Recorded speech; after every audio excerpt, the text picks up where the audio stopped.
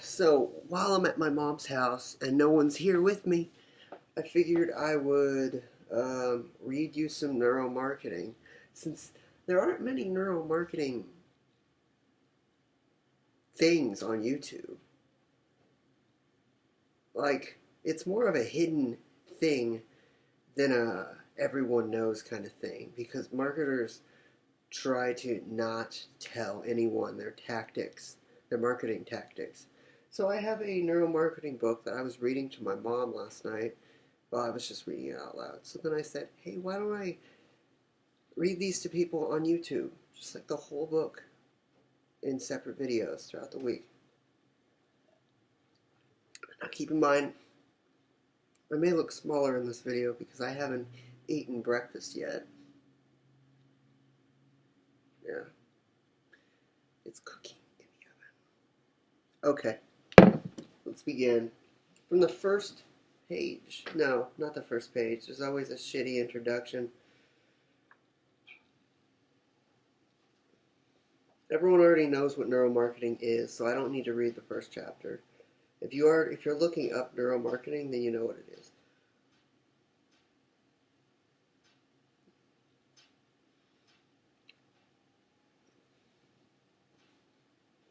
Oh.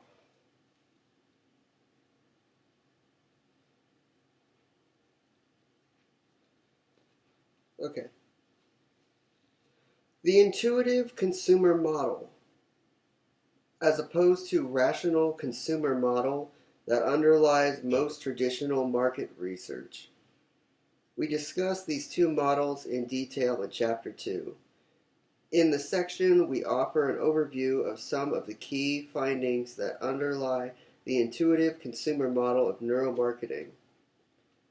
Brain science tells us that typical consumer is not slow and careful deliberator when it comes to buying preferences and decisions, but instead is deliberator when it comes to buying preferences and decisions, but instead is a cognitive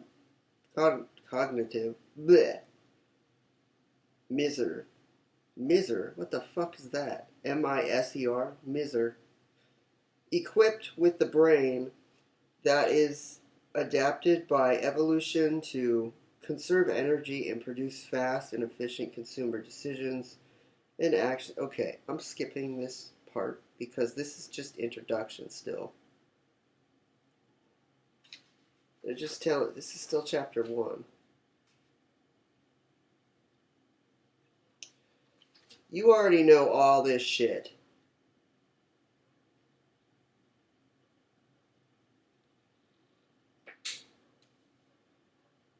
Yeah.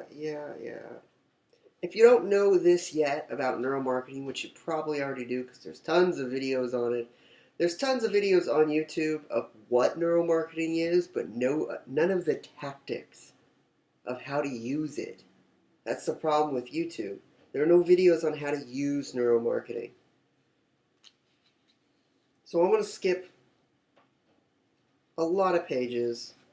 Actually, I'll just look in the glossary. I don't think it's called the glossary. The appendix. The index. God. I usually watch videos than I do read books, or I'll read online.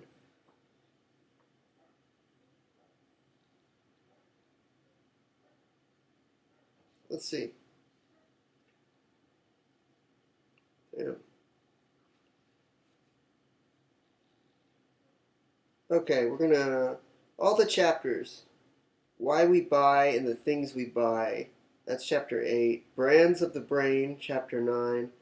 Creating products and packages that phase consumers' brains, chapter 10. Chapter 11, advertising effectiveness. Maybe. Chapter 12, the shopping brain and in-store marketing. That one's one that I should read to everyone. Chapter 13, when consumers' brains go online.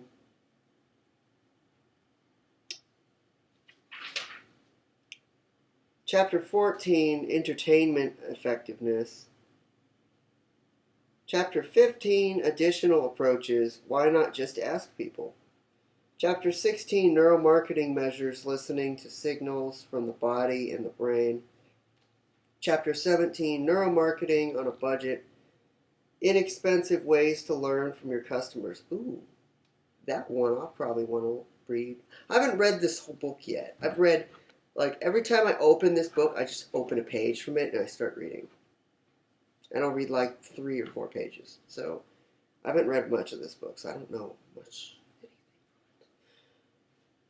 Okay, chapter 17, read that one. Chapter 18, picking the right approach for your research needs. Chapter 19, 5 things you need to know about neuromarketing studies and measures. I think it's the one I read last night. Chapter 20, a pre-flight checklist for successful neuromarketing studies. Picking the right neuromarketing partner, chapter 21, which I could probably skip. Chapter 22 is neuromarketing ethics, standards, and public policy implications.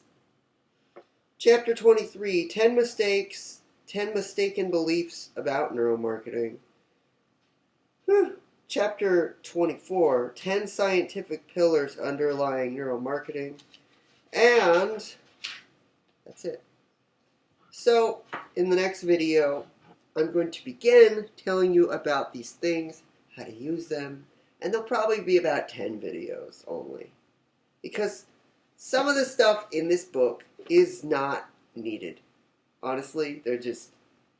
Lots of the stuff in this book is just filler, and it's repeated shit that you already know. So I'm going to give you the important stuff that will help you with marketing. And that's about it.